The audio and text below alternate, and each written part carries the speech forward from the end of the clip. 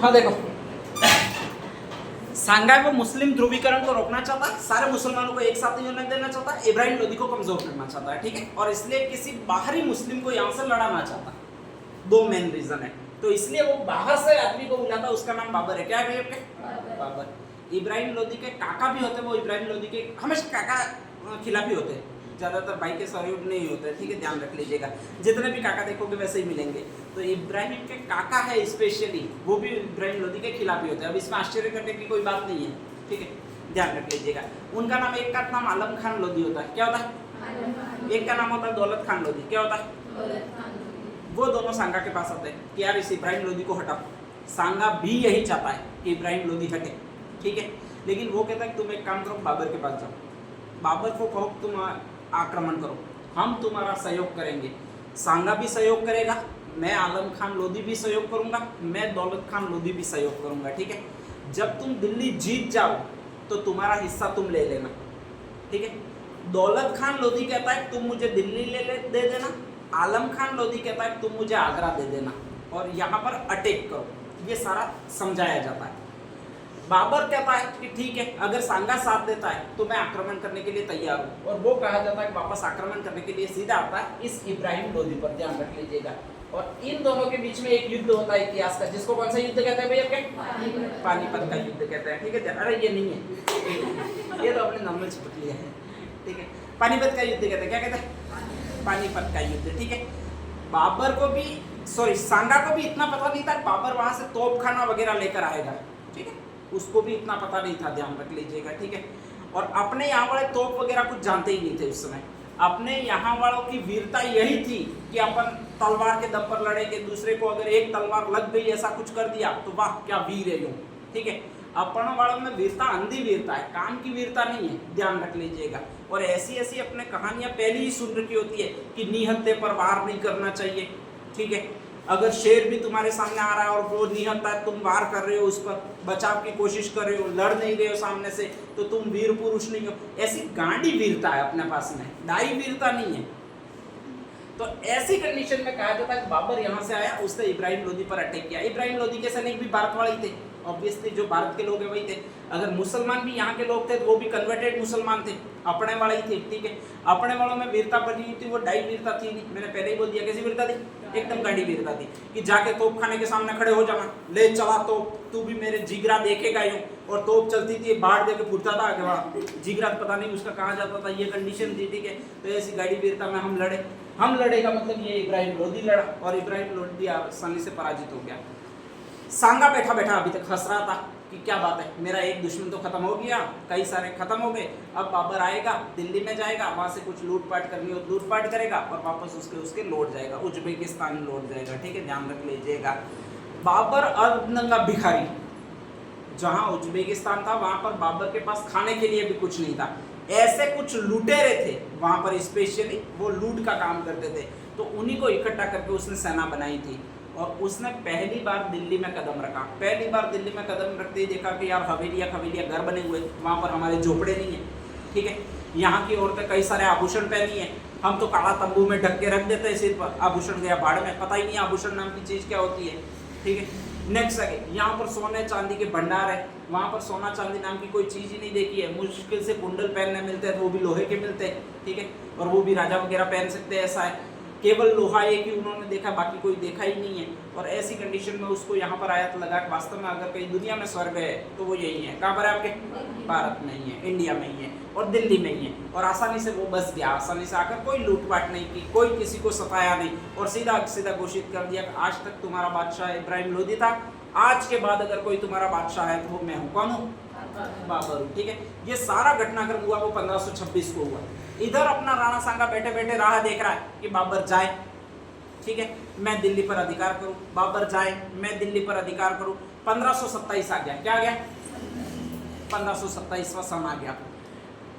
इधर से ये इंतजार ही कर रहा है और उधर से कहा जा रहा है कि बाबर कह रहा है कि अपनी यहीं पर सीमा विस्तार करो। अपने वाला सोच रहा है कि ये जाए और मैं दिल्ली पर अधिकार करूं, और वो बाबर दिल्ली में बैठा बैठा सोच रहा है कि मैं अब यहाँ पर अपनी सीमा का विस्तार करूं, ठीक है। और वो जानकारी लेना स्टार्ट कर रहा है कि यहाँ पर पास में कौन सा बड़ा शासक है जिसको युद्ध में पराजित करने की आवश्यकता है, ठीक है। वो अपनी अधीनता मानेगा नहीं। और सारे लोग एक ही नाम ले रहे हैं, ऐसा एक ही आदमी है पूरे भारत में, कौन है? सांगा। तो ऐसी कंडीशन में उसने प्लानिंग बनाई कि अपन लड़ते हैं, किसके खिलाफ लड़ते हैं भाई? आपके सांगा के खिलाफ लड़ते हैं। सांगा के खिलाफ वही लोग लड़ने आ रहे हैं जो लगभग सेना में थे पहले, इब्राहिम लोदी की सेना में थे, क्योंकि बाबर ने इब्राहिम लोदी की जितनी सेना थी उसको मारा नहीं, उसको अपनी सेना बना लिया है, ठीक है। तो इब्राहिम लोदी के जितने सैनिक थे वही सैनिक है वो सांगा की सेना, बाबर की सेना में। और बाबर उन्हीं सैनिकों को कह रहा है तुम लड़ने जाओ, किससे लड़ने जाओ? सांगा। और उन्हें दो पहले वाले युद्ध आ रहे याद, जब इब्राहिम लोदी सांगा से लड़ने के लिए आया था। कौन कौन से युद्ध? एक तो बांडी का युद्ध और एक कौन सा युद्ध? खातोली का युद्ध। और उन दोनों ने सांगा का रूप देखा हुआ है उसमें, ठीक है, कि हाँ यूं करके आता है, एक आंख में गुलगुलू यूं करके एक निकालता है कुछ, ठीक है, ध्यान रख लीजिएगा, खतरनाक कंडीशन हो जाती है। एक हाथ है ही नहीं, जब्बा यूं ही लहराता रहता है, कहीं से भी तलवार चलाओ, ठीक है। लंगड़ी टांग कैसे खेलती है वो उसको ही पता है, ठीक है, कि आपके जो भी अगर तलवार चलाओ और उधर टांग नहीं है उधर चली, तलवार का कोई मतलब ही नहीं है, ठीक है। तो ऐसी कंडीशन में उसको पकड़े कैसे वो पता नहीं चलता है। और दूसरा अगर किसी के सामने अचानक सांगा आ जाता है तो वो तो वैसे ही डर जा रहा है, पूरा उन्होंने देखा हुआ इस साल में 2 बार अपने सैनिक जो थे, सेनापति थे, उनको सांगा के खिलाफ भागते हुए देखा गया। तो ऐसी कंडीशन में सारी सेना कह रही है हम इससे नहीं लड़ सकते, यानी नहीं लड़ेंगे। फिर भी बाबर कोशिश करता है और एक अपना नया सेनापति बना देता है जो कि बाबर का बहनों ही होता है, बाबर की बहन का पति होता है, ठीक है, ध्यान रख लीजिएगा। और उसका नाम होता है मेहंदी ख्वाजा। क्या नाम होता है? मेहंदी ख्वाजा। यही मेहंदी ख्वाजा है, वो बाद में आपके अकबर के विरुद्ध भी लड़ाएगा, ध्यान रख लीजिएगा। तो मेहंदी ख्वाजा को भेजता है तू जा। मेहंदी ख्वाजा ने अब तक सांगा को देखा नहीं होता, तो मेहंदी ख्वाजा ऐसा कैसा कि तुम्हारा बड़ा यहाँ का सेनापति मैं जाता हूँ करके आ जाता है, ठीक है। और कहा जाता है एक मैदान में ये दोनों मिलते हैं जिसको बयाना का मैदान कहते हैं। कौन सा मैदान? बयाना और खानवा दोनों एक ही जिले में, भरतपुर में। कौन से जिले में? भरतपुर में। तो कहा जाता है कि इधर से बयाना का मैदान होता है, ये बयाना का युद्ध होता है, स्पेशली बयाना का मैदान भरतपुर में। यहाँ पर इधर से जो आता है वो आपके बाबर का सेनापति आता है, उसका एक नाम है, नाम कौन सा है आपके? मेहंदी ख्वाजा। और इधर से आपका जो जाता है युद्ध लड़ने के लिए वो ये जाता है, नाम कौन सा है आपके? सांगा, ठीक है, ध्यान रख लीजिएगा। और ऐसी कंडीशन में कहा जाता है कि इन दोनों के बीच में युद्ध होता है जिसको इतिहास में ये युद्ध कहा जाता है। कौन सा युद्ध आपके? बयाना का युद्ध कहा जाता है, ठीक है, ध्यान रख लीजिएगा। अभी तक मेहंदी ख्वाजा ने इस आदमी को नहीं देखा। कौन सा आदमी को नहीं देखा? सांगा को नहीं देखा है, ठीक है। और सांगा का एक ही रूल्स है कि जितने भी हाथ में सैनिक आए उतने काटो। थोड़ी बहुत कम सेना लेकर भी आए होते हैं, एक कारण ये भी होता है, ठीक है। एक बाबर इतना सोचता नहीं है कि वो सोचता है कि एक प्रांत है भाई, दिल्ली तो पूरी मेरे अधीन आई गई है, कोई छोटा मोटा राजा होगा तो आसानी से ये पराजित करके आ जाएगा। कौन सा राजा पराजित करके आ जाएगा? मेहंदी ख्वाजा पराजित करके आएगा।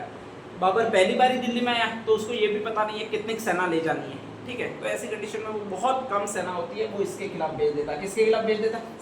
सांगा के खिलाफ भेज देता है। सांगा अपना फुल फॉर्म में, क्योंकि 1 साल तो उसने इंतजार किया कि साला बाबर चला जाए, ठीक है। पहले शर्त भी यही हुई है कि यहाँ पर आएगा, लूटेगा और वापस बाबर क्या करेगा? आपके चला जाएगा, ठीक है।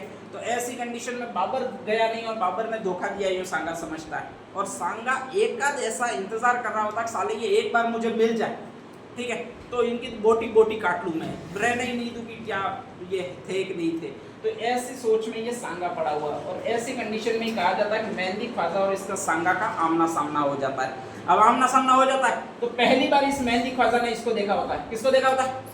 रूप ही अलग है। कैसा? एक आंख नहीं, ठीक है, एक हाथ नहीं, एक पैर नहीं, ठीक है। और आराम से कहा जाता है एक हाथ बचा हुआ, उसमें तलवार पकड़ रखी है। सांगा को एक आंख की तो अपनी कोई फिक्र ही नहीं है पहले से, ध्यान रख लीजिएगा, क्योंकि उसमें क्या करेगा? आके थूकेगा, क्या करेगा ये, ठीक है, ध्यान रख लीजिएगा। पूरा चेहरा वो आंख निकल गई है, इसका मतलब वैसे ही डरावना हो चुका है कंप्लीटली। एक हाथ पहले ही नहीं है, एक टांग पहले ही नहीं है, और ऐसे कंडीशन में घोड़े पर बैठा हुआ उधर से सांगा आता है, ध्यान रख लीजिएगा। और सांगा सीधा जाके भिड़ता है। किससे भिड़ता है? मेहंदी ख्वाजा से। अब वो ये सारे सीखे हुए होते हैं रणभूमि में रण कैसे करना है, तो भाई एक बार तलवार यूं चलानी है, सामने वाला उसको आड़े करेगा, फिर नीचे से निकल जाना है उधर से, ठीक है। इस तरह से ये पूरा रण क्षेत्र सीखे हुए होते हैं। सांगा ने एक ही चीज कही होती है, रण क्षेत्र जाए बाढ़ में, रण के नियम जाए बाढ़ में। तुम्हें क्या करना? आड़ी टेढ़ी तलवारें चलानी है, ठीक है। पहले रण में नियम चलते थे कि देखो पहले उसके हाथ से शस्त्र गिराना है स्पेशली, मतलब उन दोनों ने तलवारें पकड़ रखी है, तलवारें यूं यूं करते करते लड़ानी है। 10-15 मिनट युद्ध होगा, फिर एक के हाथ से तलवार गिर जाएगी, ठीक है। फिर उसको चैलेंज देना है कि अगर तू वीर है तो उठा ले फिर और मुझसे लड़ यूं। तो वो स्पेशली वापस उठाता था, फिर वापस लड़ने लगते थे। और लास्ट में जब वो नहीं उठा पाता था तो उसको मारना था या फिर सरेंडर करवाना था। सारी चीजें छोड़ दी, वो इस आदमी ने अपने छोड़ दी। कौन से आदमी ने? सांगा कुछ नहीं कहता है, तुम तलवार से तलवार टच वगैरह कुछ मत करवाओ। वो हाथ ऊपर करे इतने में गोप दो सीधा सीधा, ठीक है, उधर निकल जानी चाहिए और मर जाना चाहिए। ये बड़े इसके सारे सैनिक इसी फॉर्म में। और कहा जाता है वो तो बेचारे उधर से आक्रमण यूं करके बेचारा हाथ ऊंचा करके आते ही रहता है और ये इधर सीधी निशाना लगाते हैं कि इधर से इधर निकल, तू इसके पीछे निकल, तू इसके पीछे निकल। और कहा जाता है सारी सेना को बहुत चंद सेकंडों में नष्ट कर देते हैं। जो बच गए होते वो इतने तेज गति से भागते हैं जितने तेज गति से घोड़े नहीं भाग सकते, सीधे सीधे जाते हैं वो बाबर के पास जाते हैं, ठीक है, ध्यान रख लीजिएगा। बेचारा मेहंदी ख्वाजा तो अभी तक यही समझ में इसको नहीं आता भूत देखा है मैंने आदमी देखा, पता ही नहीं है उसको, तो ध्यान रख लीजिएगा, ठीक है। ऐसी कंडीशन में कहा जाता है मेहंदी ख्वाजा भी यहाँ से भागता है और सीधे सीधे ये बाबर के पास जाता है और बाबर से के पास जाकर कहता है कि अपन तो वापस चलते हैं, जहाँ से आए थे वहीं पर ठीक है। कहाँ पर ठीक है? उज्बेकिस्तान में ही ठीक है, ठीक है, यहाँ पर फालतू काम का रहना नहीं है। अभी तक बाबर को नहीं पता कि राणा सांगा कैसा है। ऐसी कंडीशन में वो कहता है कल मैं फिर नेक्स्ट युद्ध में खुद करने आऊँगा, ठीक है। और इस तरह से नेक्स्ट युद्ध होता है उसको खानवा का युद्ध कहते हैं। कौन सा युद्ध कहते हैं? खानवा का युद्ध। तो नेक्स्ट साइड डाल दीजिएगा बयाना का युद्ध।